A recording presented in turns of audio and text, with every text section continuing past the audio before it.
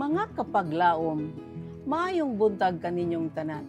Ang atong hilisgutan karong Hunyo 19 giuluhan og awit ug ang kalibutan magaawit uban kanimo. Ang atong teksto makita sa Salmo 43. Og nagbutang siya sa akong baba ug alawiton nga bag-o bisan ang pagdaig sa Dios. Makakita niini ang daghan ug mga hadlok sila og sila magasalig kang Jehova. Kapaglaom, buot sa Dios nga magmalipayon kita. Buot niya nga butangan og bagong awit sa atong mga ngabil nga mao ang pagdayeg ngadto sa Dios. Buot niya nga motuo kita nga iyang gipasaylo ang atong mga sala o gikuha ang atong mga pagkadili matarong. Buot niya nga magahimo kita og awit sa atong mga kasing-kasing ngadto kaniya. Atong himuon nga ang matag pulong nga atong igalitok, ang matag linya nga atong ginasulat, puno sa pagpadasig ug walay paglubad nga pagtuo. Dili nato huna-hunaon nga si Jesus manluluwas sa atong igsuon lamang. Siya atong kaugalingon nga manluluwas. Kung atong tagdon kining hamili nga ideya, kita makahimo sa pag-ambahan ngadto sa Dios dinhi sa atong kalag. Maoy atong kahigayunan ang magamadaugon diha sa Dios.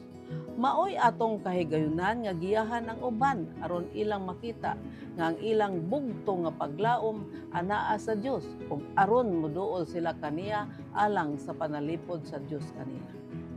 Matagbuhat sa paggahin ngadto sa Dios, magadala og kalipay kaysa atong pagdaig sa kahayag nga iyang ginhatag kanato. Mas daghan ug mas dagko pa nga kahayag ang moabot. Kinahanglan nga atong ablihan ang kasing-kasing ngadto sa masanag nga bidlisiw sa adlaw sa pagkamatarong. Adunay kalinaw sa hingpit nga pagtugyan, atong himuon nga ang kalinaw sa Dios magahari dinhi sa atong kalag.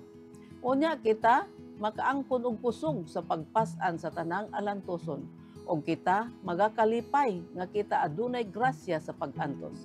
Atong dayigon ang Ginoo pinaagi sa paghisgot sa iyang kaayo.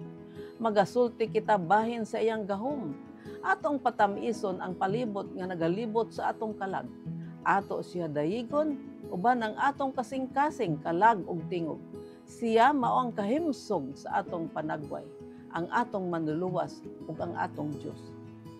Kapaglaom, atong ipahayag pinaagi sa pag-awit ang pagdayeg o pagpasalamat. Kung kita gisulayan, imbes nga magasulti kita sa atong mga pagbati, magabayaw kita og awit pinaagi sa pagtuo ug magpasalamat ngadto sa Dios. Ang awit may usa ka hinagiban nga atong magamit kanunay batok sa kaluya.